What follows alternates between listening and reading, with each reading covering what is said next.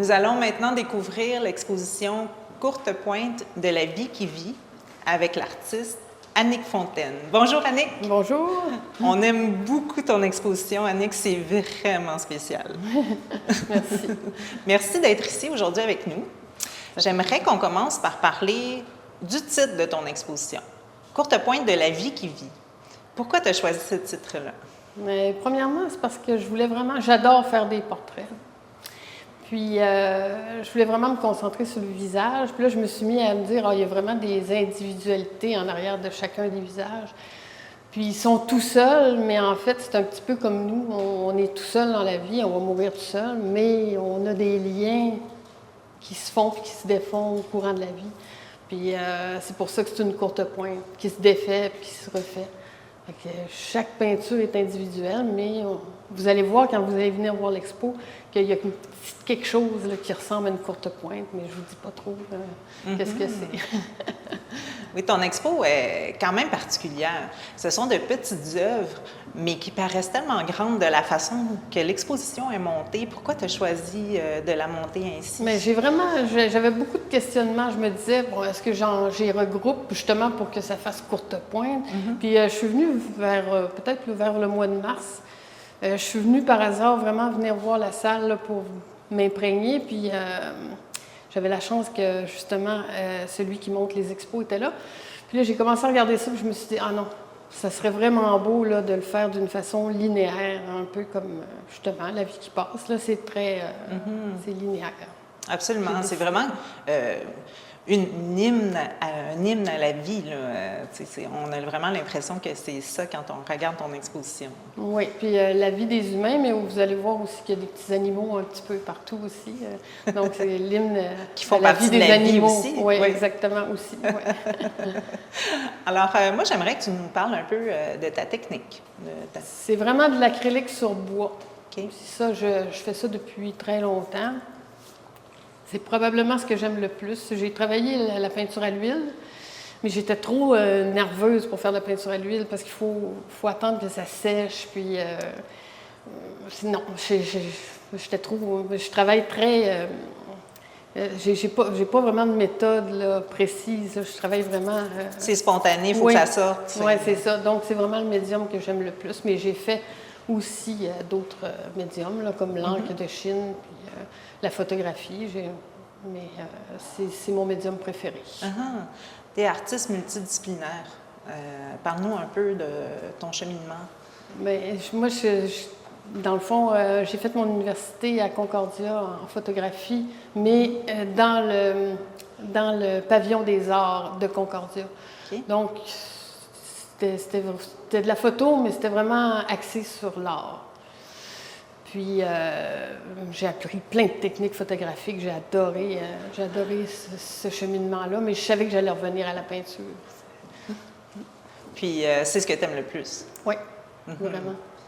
Et tu profites du vernissage aujourd'hui de ton exposition pour également lancer ton livre, alors qui s'appelle « Fidèle au poste », un an de correspondance avec... d'un âne avec son alter ego. D'un âne avec son alter ego. Oui, quand je disais que j'aimais les animaux. Oui, vraiment. Puis ça, c'est un livre que tu as écrit, illustré et que tu as toi-même édité. Oui, complètement. C'est la deuxième édition. J'ai fait une première édition en autofinancement. Donc, les gens de mon entourage ont vraiment été gentils parce qu'ils m'ont donné de l'argent même avant que le livre sorte pour que je puisse le faire. Puis, j'ai fait 100 copies, disons, signées. Et puis, les 100 copies sont parties. Puis, moi, ça me trottait dans la tête. Je voulais vraiment en refaire une seconde édition. Puis, elle est très différente. Bien, en dedans, c'est pareil, mais c'est comme son petit frère, parce que l'autre était quand même assez gros, rigide, un peu livre de table, tandis que ça, c'est beaucoup plus... Ce format-là est plus un peu pour aller un peu n'importe où. Là. On met ça dans un sac, on l'amène avec nous. Puis, il explique plus aussi ma démarche dedans. J'ai fait une petite introduction qui n'est pas dans l'autre, parce que l'autre, c'était des gens qui me connaissaient. Puis là, je l'ai fait plus pour tout le monde. Mais en fait, là, ce livre-là, tu disais que tu l'as écrit durant la pandémie.